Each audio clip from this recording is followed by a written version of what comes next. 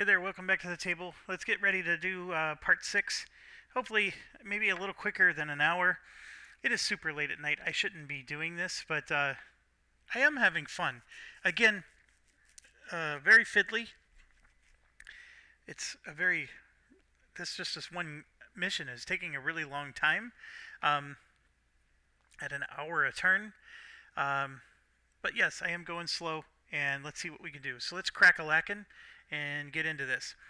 So one of the things that I ideally would like to do is open a door with her and then lure an enemy to come through and go through all these traps. I just don't know how realistic that is. The enemy is going to spawn way over here. So yeah, it would have to move like on a ridiculous amount of spaces, and it's just not going to do that. And I just don't see it happening. I think those trap tokens are just helping my cards to have enhanced effects when I play them, and that's it. But I think I do want to start with Karen, and we'll, because Sharon is Karen, and I know that the Karen name is the best ever for a character. Uh, I had one that was called Pug in my actual D&D gaming group, and then of course another one was called Dog. But anyways, I had a lot of fun with that. But Karen is so far working out so much better. I think I definitely want to name a future character Karen, and it needs to be an uppity priest or something. I gotta figure out what that would be. Okay, back to the game. Let's open the door with Huey Lewis in the news. So Huey here, he has the ability to move only 4 spaces. 1, 2, 3, 4. That's exactly enough. 1, 2, 3, 4, and then he's going to open the door. And then 5, 6, 7, 8. We're going to get this straight. All right, so we're going to open that door for Huey Lewis in the news, and let's see what happens.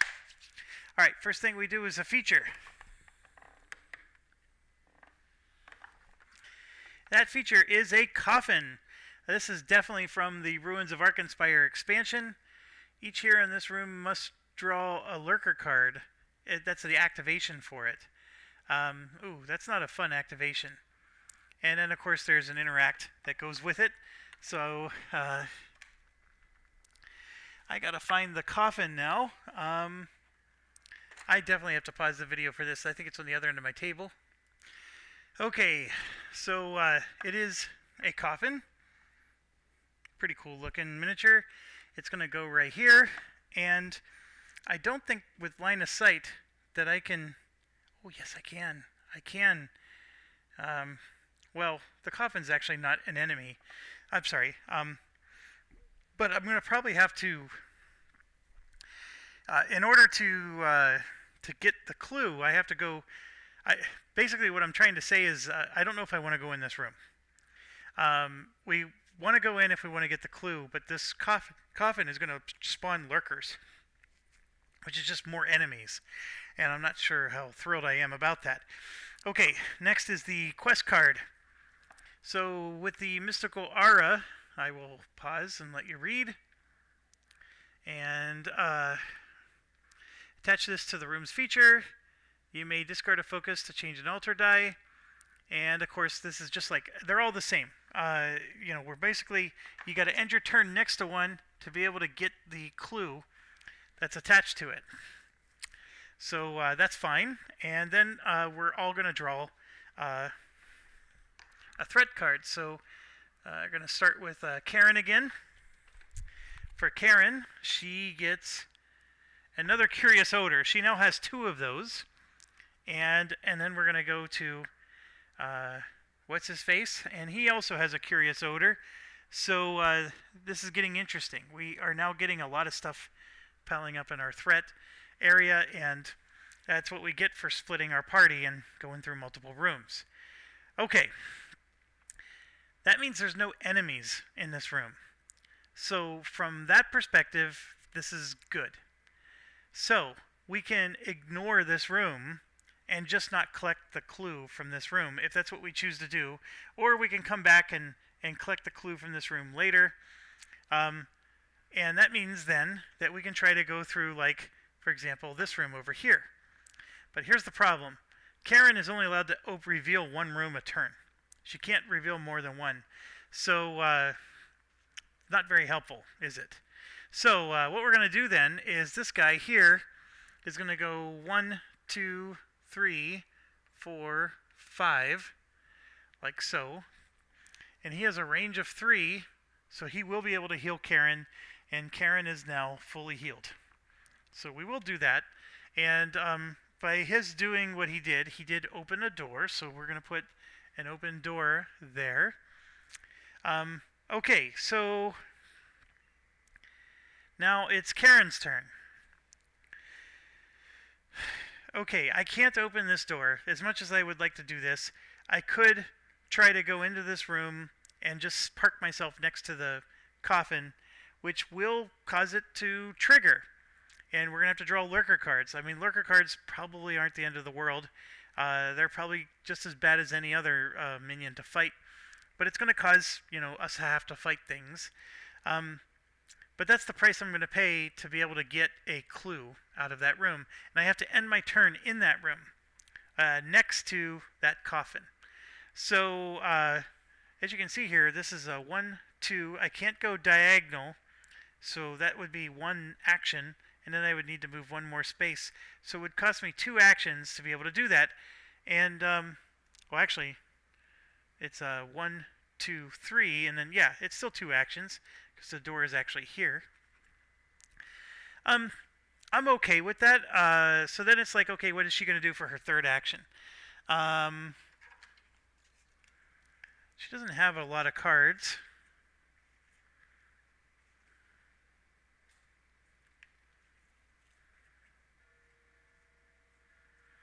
We can do a test here. And the range is 4. And we can basically, we can draw a card or place a snare token in an empty space within range, and like hope that when we draw those lurker cards, that the lurker cards are going to step on it, because those lurkers might, be melee and charge in. So that's some pretty cool stuff that we might be able to pull off. Lurkers. When a hero draws a lurker card, they spawn the corresponding miniature in a revealed room in the nearest shadow space. They place the lurker card in the threat area, and they function like normal threat cards. And when it's defeated, it's discarded into the lurker card discard pile, and it would be reshuffled once you go through the entire deck. Okay, so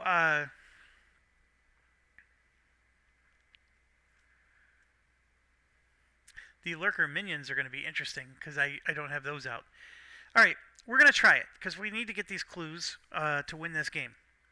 And there's nothing really else for her to do. In fact, I'm sitting here wondering, what am I going to do for my 3rd action?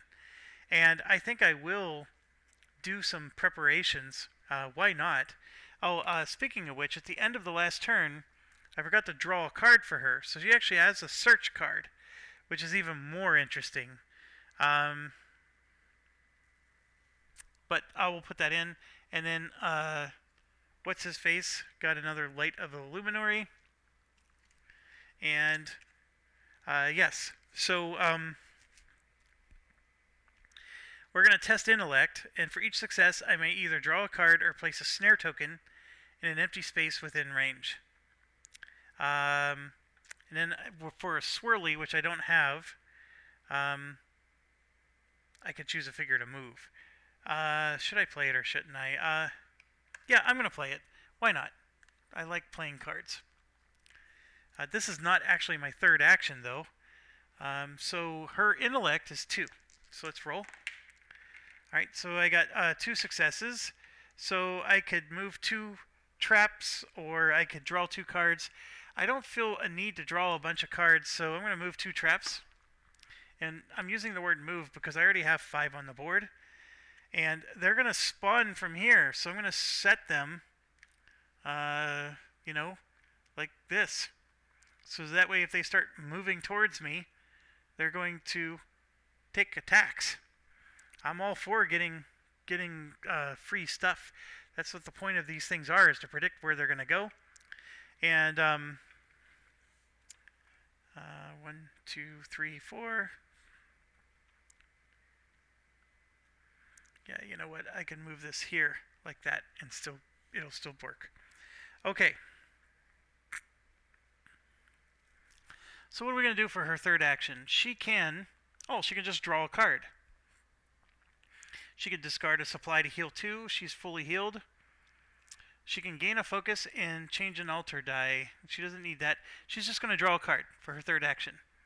And we got another one of these exploiting strikes. So there we go. Her turn's done. She moved her minions. Off we go. So now the real action for this round is up here. We got that dude and all kinds of shenanigans going on there. So we got the mage who needs to help me. We have him who's going to be able to do 3 actions, and we're going to be able to get some serious damage in those 3 actions. And the mage herself is going to try to do some punches, and in fact the mage is going to go first. In case you're wondering, just a reminder, the mage has this ability where she can move up to 5 spaces and then attack or roll to her altar dice, and she's going to attack with 3 dice. She has a range of 4. It is Q, so we're going to go in and help our Anons out. Okay, so 1, 2, 3, 4. You can go right through your hero, and you can move diagonally, so there's no opportunity attacks or anything like that. So you can go by and pick their nose on the way, and there's no rules about that. And we're going to attack the green guy, because the green guy is this one. And he's 3 health away from dying, and I'm covering up, he has 1 armor. Okay? So we're going to go ahead and attack that, and 3 dice. And I'm going to see if I can try to roll it right here without moving the camera. And of course the dice rolled underneath the camera, and I rolled 1, 2, 3 hits. Like that. Okay, so one of the hits gets absorbed. It does 2 damage. This guy is 1 damage away from dying. Like so. And that sort of stinks, but that's how the cookie crumbles. I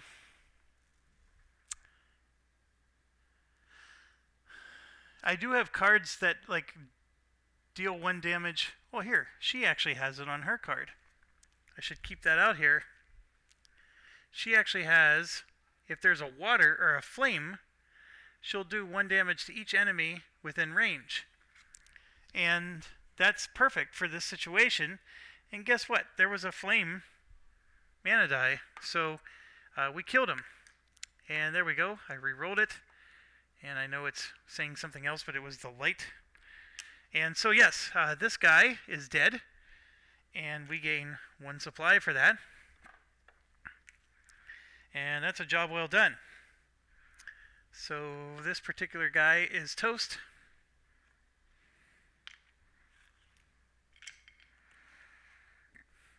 It goes into the discard pile. Alright, we still have 1 more. And he's full health. Let me grab his token. Okay, this one is still left. And now Ulrich, what's-his-face, von Liechtenstein, is going to get to go. And we have some cards we can play, so there's no reason not to play them, I guess. Like one of them is Valiant Stand. So a Valiant Stand, each hero may discard 1 inspiration. See, that is only necessary if I want to change an altar die. I don't really need to. The sword that I attack with needs a fire to do 1 extra damage. I mean, it would be nice to get a fire, I guess. So yeah, if I wanted the fire to do 1 extra damage, I could do the Valiant Stand. And I would have to discard an Inspirations token to do it. Oh.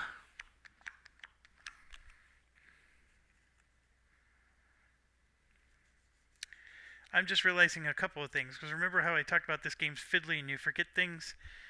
There is one thing I forgot, but let me do things one step at a time here.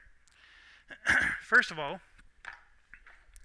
I have 2 of these little diamonds. Remember we said the diamonds were good?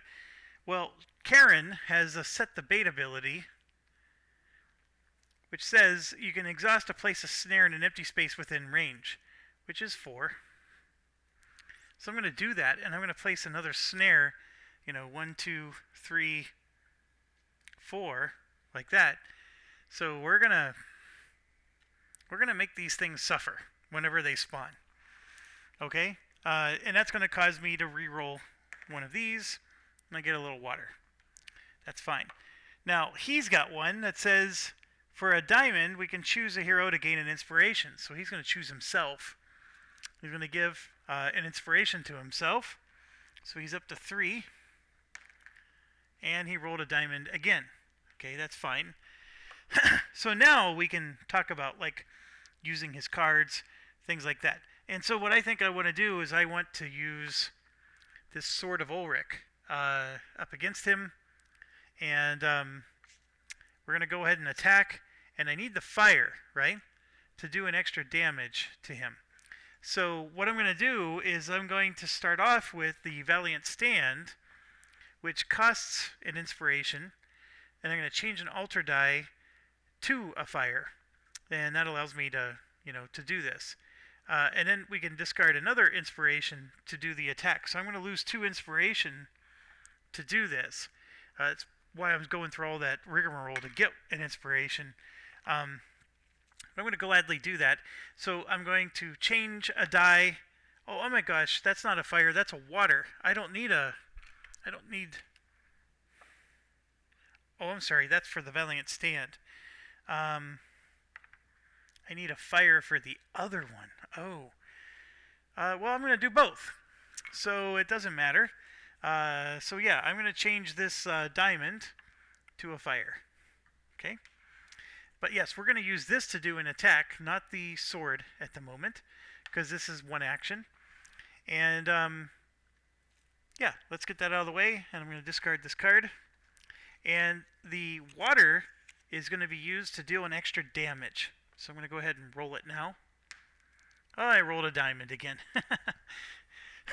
Okay, so he gets to roll 3 dice, and you already know what we're up against. I have him up in the corner.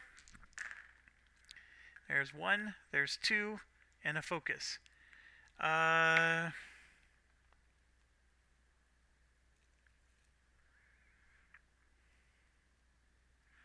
So the water makes it 3 damage and a focus. And I think I'm going to exhaust my pendant, which lets me add another crit. So there's 4 damage and a focus, and 5 damage and a focus. So he has 1 armor, so we do a net of 4 damage to the guy. And yes, I'm taking the focus. He spends a lot of focus in between rounds. So we got 4 damage on him. I know that's not real easy for you to see. So let's do that. And 1 focus for Ulrich, which puts him up to 3. Okay, that was just 1 action. So now the next action, we're going to attack with our sword. I'm looking at his other cards here.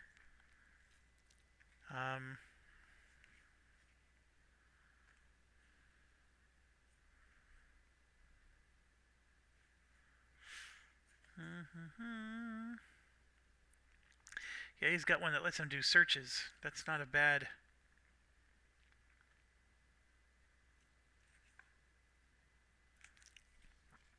He's going to need to find a way to get more inspiration tokens. Okay, yes, we're going to attack this. We're going to exhaust it, which uses the flame to do 1 extra damage. And we drew a swirly, which is fine. And let's do the 3 dice. So that's 2 hits and then 3 focus, right? What do I need to kill this guy? I need 3 hits to kill him, but and then the flame that I spent is an extra hit. So 1, 2. I have the 3 hits. I need a 4th hit to overcome his armor. So I'm going to spend 1 to gain 1, and then I gain a focus. So I'm up to 4. All right. So this guy is dead, and we get another supply. Supplies. Another Chinese New Year rolls in. Okay. So with that done, I have 1 more action left. And I think what I want to do is, let's refresh you on the status of the board here. This guy just got killed. So I want to go in and take care of this trap. The problem is it's pretty far away, so I'm going to have to use an action just to go 1, 2, 3. And I'm not next to the mirror. I'm also not next to the trap, so I can't do anything this turn. And that's basically where it's going to end for this round. So let's try to go real quick through everything. We have to resolve the threat deck next. So starting with Karen, she has 2 of these. And basically it's saying each minion threat in your threat area gains a threat token, which doesn't happen. So this, she has 2 of them in her area. They don't do anything. Now we go to Ulrich, and it has to be in order. So this is first in the order. Each minion threat card gains a threat. Each hero with no minion has to draw a threat. So I got to draw one right now. And the reason that stinks is because next in the order is this one, which says each minion is going to gain a threat token. So if I draw a threat minion for Ulrich, it's going to automatically get a threat token. So I'm reaching across the table here. We're going to start with Karen. Both of them, each hero, by the way, has no minion in their threat deck, so they're both having to draw. So this is Karen. She drew this guy, which is no good. And I'm going to move the camera so you can see the board again. I'm sort of balancing it off the edge of the table here, so I hope this is coming in okay for you guys. I know it's getting wobbly, but there we go. All right, so this guy's coming out, and he's coming out in Karen's area, but that's good because he's going to come out right here on this black space, and then he's going to step on some nice traps for us. Now for Ulrich, he gets this one, which, as you can see, it's now flip-flopped. Like, this is the one that's really good against, that Karen's good against. The other one that Karen drew was the one Ulrich is really good against. And yeah, this one has all kinds of nastiness. So it's a Raglan Bludder. Raglan Bludder. So it's one of the ones with the axes. It's not the grenade ones. This is actually the first time we've seen this one. And the miniature looks like this. Okay, the only good news with this is they're not activating this turn because we've already done the threat activation. But we did draw these. And I guess you could arguably say that we haven't activated, like this one is going to activate because this is in Ulrich's threat area. And his first card caused Ulrich to draw this. Yeah, this one's going to activate. Ah, that sucks. Okay. So, this is going to go here, like so. All right. So next up for Ulrich is the Curious Odor. Every minion is going to get a threat. And so that one that we just placed and that you're looking at on the screen there gets a threat token. And I'm going to go ahead and put that here for now. This is in Ulrich's area. And the reason I'm bringing this up is we went from left to right in his threat area. Well, the leftmost card caused us to draw this card that you see on the screen. So after we finished resolving the leftmost card, we then had to keep resolving going to the right. Well, now that card that we just drew shows up on the right side. So we did the Curious Odor, which put the threat token on, and now we get to this guy that we just drew, but it was after he triggers after because he's further to the right. So he's actually going to trigger right now, even though the one that Karen drew does not trigger right now. Does that make sense? If you have any questions, please let me know in the comments. I hope I explained that. It's a tricky nuance, but it is how the sequence of events occurs in this game. And so basically we got an engage here where he's going to engage with a green 5, and then if unable, he's going to engage and inflict a blue 4, ignoring range. So basically he's going to throw his axe if he can't engage anybody. Unfortunately, he can, and it's going to be Q, because as you can see on the board, Q is the closest. So she's going to move up 1 to engage Q, and it's going to be a green 5, which is going to be super deadly because Q has a 2. Actually, Q's a little better than what's his name, Ulrich. So she has 2 dice to defend against an engaged 5. It's an inflict 5. So let's go. Well, there's 1 success and then a focus. So he will spend a focus to help her out. So this made it a 4 and a 3. And Q has no armor. So 3 damage does go through.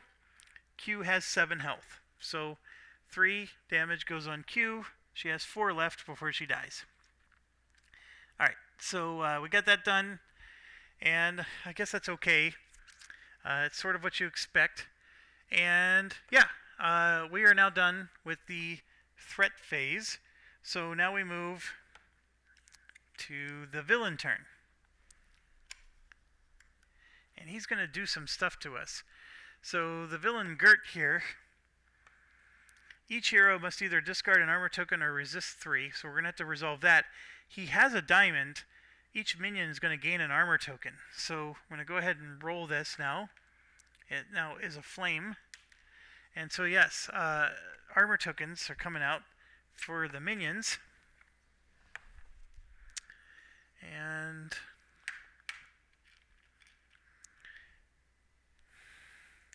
one for the one in front of Karen, and one for the minion that just attacked Q. So 2 armor tokens come out. Okay. We did all that, and now we got to do the resist 3 for blue. So Karen only has 1 die, and she resisted 1, so Karen's taking 2 damage from that. How on earth did she resist that last time? Okay, and then Ulrich has 2, and there's 2 successes, so Ulrich takes 1 damage. So everybody has damage now, it seems. Okay, villain is almost done. We now have to draw the villain card. Thunderous Stomp. Each hero must test 3.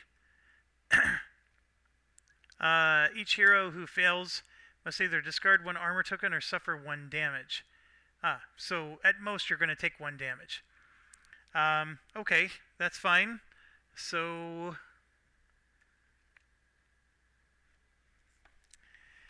Karen has a 2. And she's going to spend 2 tokens to not take any damage. So she'll pass. What's his face has 2. And he's got a similar deal. He could spend 2 tokens. I don't think he wants to, though. He's going to go ahead and take 2 damage. So he's up to 3 damage now. Okay. We're done with Gert. What I don't understand is, when does Gert come out? Like, when do we actually get to fight him? Is it like in his deck somewhere and we just haven't drawn it yet? That's an interesting question because I don't see it. It's almost like he's like this. He's like the dungeon that just does stuff.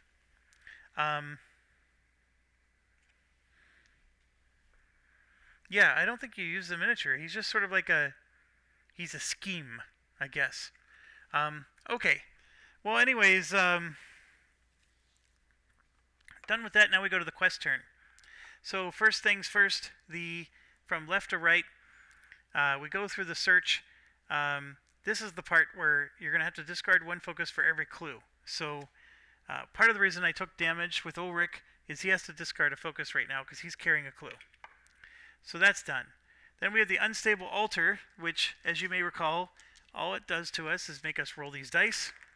And if there's a swirly, that's bad. So each hero gets to choose one and roll one. And now that we did that, every hero is fine. I think one hero is going to... Yeah, we'll leave it as it is. I'm not that excited about it. So then we're now into the features. We're going to skip the fountain. No one's next to the fountain. No one's next to the alchemist desk. Let's move the camera so you can see what I'm talking about. We're skipping this one. We're skipping that one. But the mirror doesn't quite come into play yet, but this one does in two ways. First of all, the card on top, Karen is next to the coffin, so we're going to discard this card and we're going to draw a clue. The clue that we get is a torn map.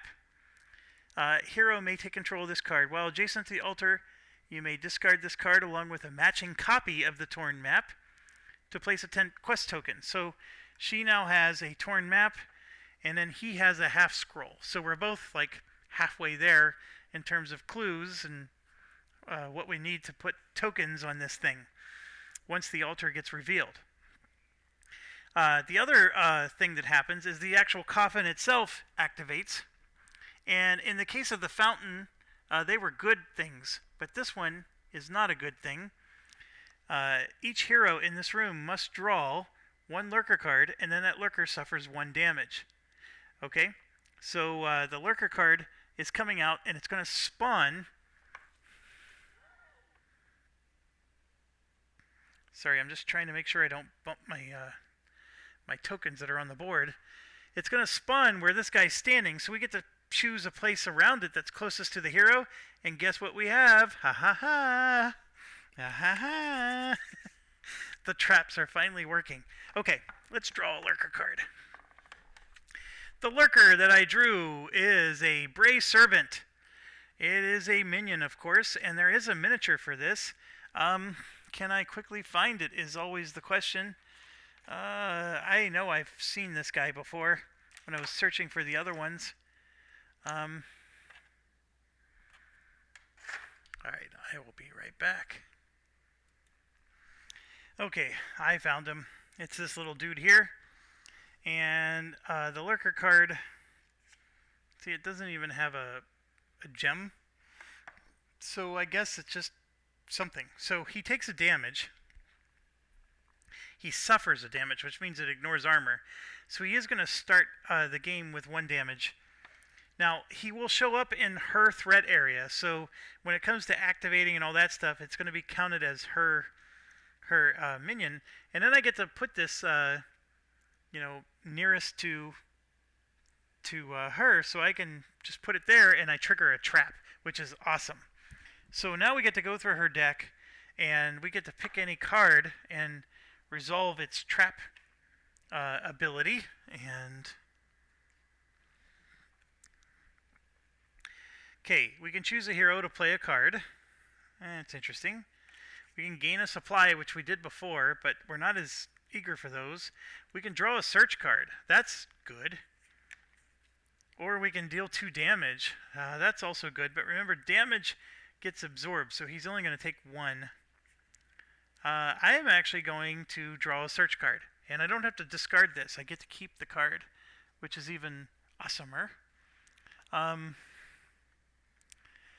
also realizing that at the end of the turn I forgot to draw cards again for everybody.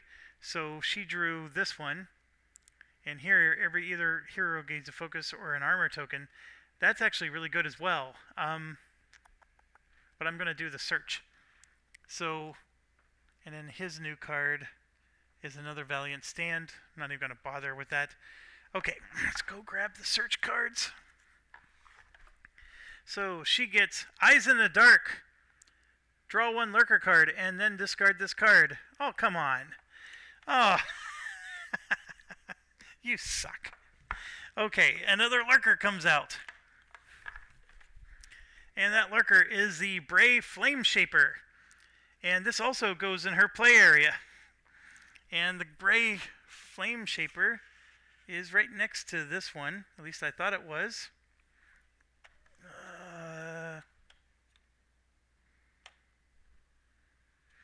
She's got... Oh, come on.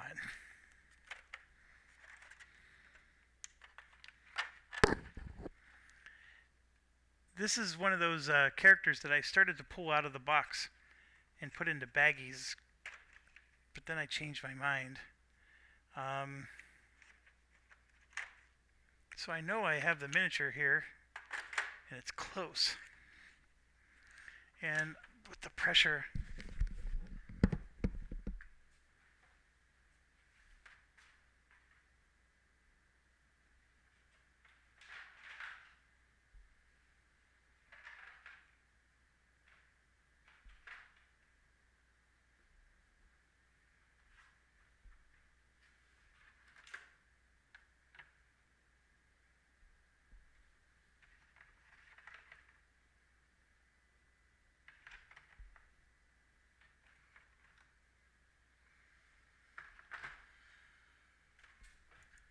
Okay, I found it.